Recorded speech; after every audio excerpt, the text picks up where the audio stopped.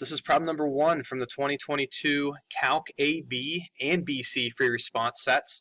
Calculator question here, and pretty typical of what number 1 involves. We've got a situation from 5 a.m. to 10 a.m. where the rate at which vehicles arrive at a toll plaza is given by this function a of t. T is the number of hours after 5 a.m., and A of t is measured in vehicles per hour. So this function is a rate of change, even though it's not labeled as a derivative. It says traffic is flowing smoothly at 5 a.m. with no vehicles waiting in line. Part A says write, but do not evaluate, an integral expression that gives the total number of vehicles that arrive to the toll plaza from 6 a.m. t equals 1 to 10 a.m. t equals 5. So I don't really know why they didn't have you evaluate it here. You had the calculator, so they very well could have. I'm sure it has to do with how the scoring guidelines are eventually going to be for this particular problem. But if we integrate the rate at which cars arrive at, I keep saying cars, I should be saying vehicles. I'm probably going to do that consistently throughout this video. But if we integrate the rate at which vehicles arrive at the toll plaza from the time that we are concerned with, time 1 to time 5, doing this definite integral gives us the total number of vehicles that arrive to that toll plaza from 6 a.m. to 10 a.m. I would guess a frequently made mistake in this one would be 6 is the lower limit and t is the upper limit. So 10 is the upper limit. They're nice enough to list t equals 1 and t equals 5 here, but I would guess that would be one thing that could have potentially got some people into trouble if they weren't careful. Part B wants us to find the average value of the rate in vehicles per hour at which vehicles arrive at the toll plaza across the same time frame. So from time 1 to time 5, 6 a.m. to 10 a.m. So since this function already represents a rate of change, to find the average rate of change, I'm going to apply the average value of a function calculation to my rate of change function. And so I'm going to do the integral that we listed back in part A to figure out the total number of cars that arrive from time 1 to time 5. I'm going to divide by the change in the number of hours, which in this case is 4. Here's my TI-83 input. So it did have us evaluating this time, so this time we did have to evaluate. And what I ended up getting was 375.537. So you do have to have that 3 digits of accuracy beyond the decimal for this answer. Doesn't say anything about units, right? The units are actually already specified. They want you to find the units in vehicles per hour.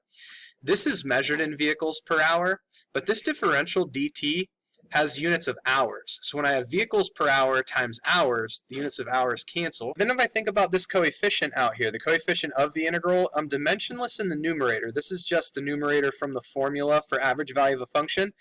These are the limits of integration. The limits of integration are measured in hours, right? Hour 1 to hour 5. So I'm taking something that has units 1 over hours, and I'm multiplying by something that has units of vehicles, and so my end units are what I'm supposed to have, vehicles per hour. So they didn't ask for units, but analyzing them a little bit, if you have time to do so, can kind of confirm whether or not you've chosen the right route to your solution. Part C asks, is the rate at which vehicles arrive at the toll plaza at 6 a.m., time 1, increasing or decreasing? Again, a common mistake here I would think would maybe be using 6 as an input rather than 1 as the input. This function is giving the rate of change measuring time from 5 a.m. So it's nice that they've continued to give us this little hint in parentheses here, but always something you got to be careful with in general because they don't always have to do that for you. So is the rate at which vehicles arrive to the intersection increasing or decreasing? So we have to analyze the rate of change of the rate of change, right? The rate of change is increasing if its derivative is positive. The rate of change is decreasing if its derivative is negative. So I just use my calculator's capability to numerically evaluate a definite integral for me. I didn't necessarily have to have 3 digits beyond the decimal here. This isn't necessarily the answer to the problem here. We have to show that we have found the value of that calculation, and then we have to show that because that derivative of the rate of change is positive at time 1, the rate at which vehicles arrive to the toll plaza is increasing at that time.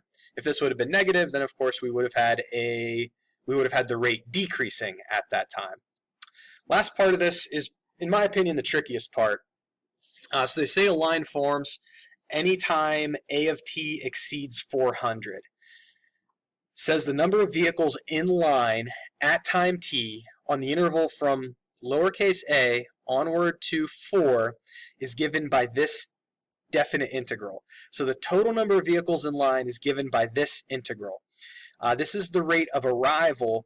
You've probably done a lot of these competing rate of change problems before, and they didn't really format this one in that way, and I'll try to explain why in a few seconds. But you might recognize the structure of this integral is the rate that cars arrive minus the rate that cars go through the plaza.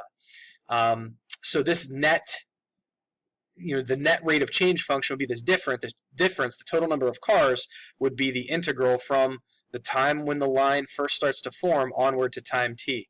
The reason why this had to be worded in a very particular way, like it is because you don't have a line.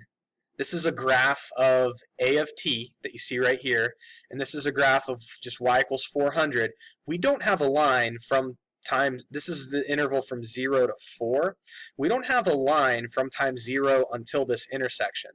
So we're not going to have any cars in line until the line begins to form, and the line begins to form once A of t sneaks over a value of 400. So I realized that I wanted to graph the constant level of 400. I also wanted to graph my function A of t. I wanted to figure out when my line begins to form, so I found this intersection right here that I've labeled A. Using the intersection feature on the calculator, I got that the line begins to form at t equals, there's approximately this value.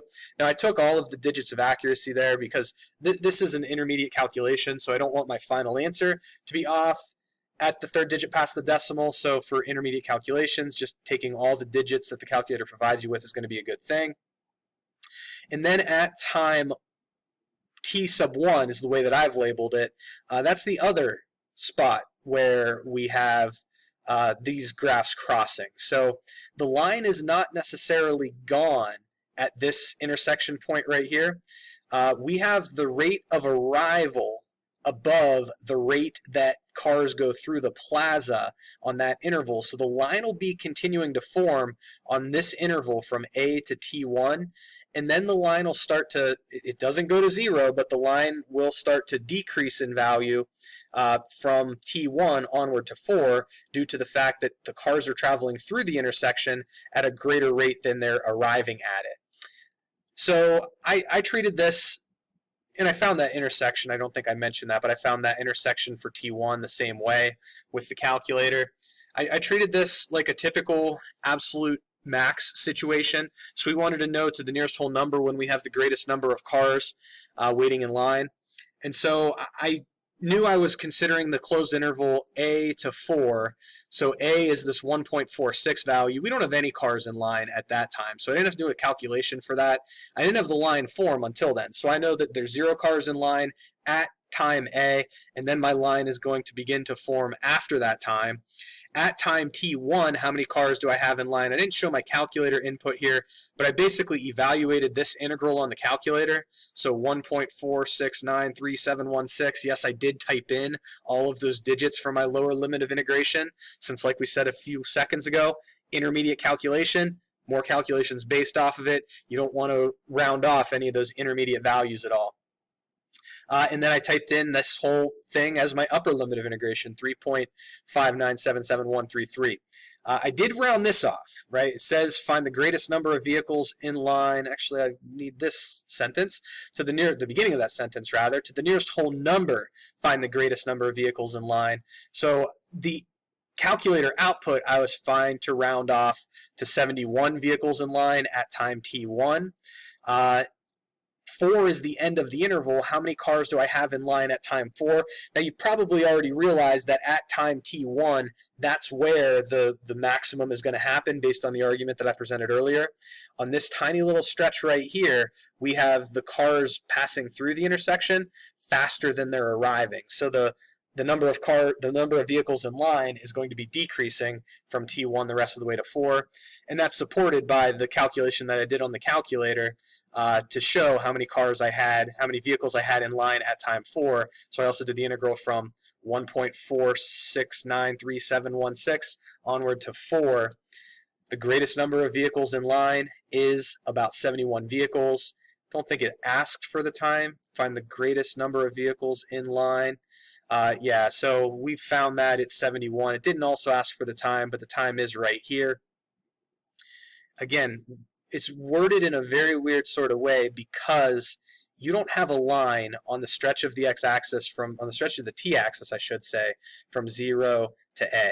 Right, the cars are passing through the intersection way more quickly than they're arriving. There's no line there, and that's really why it was necessary to word this in a way that, although hopefully now you realize it's a familiar situation, rate up, rate down, they had to word it in a weird sort of way because we don't have a line across this stretch of t values here.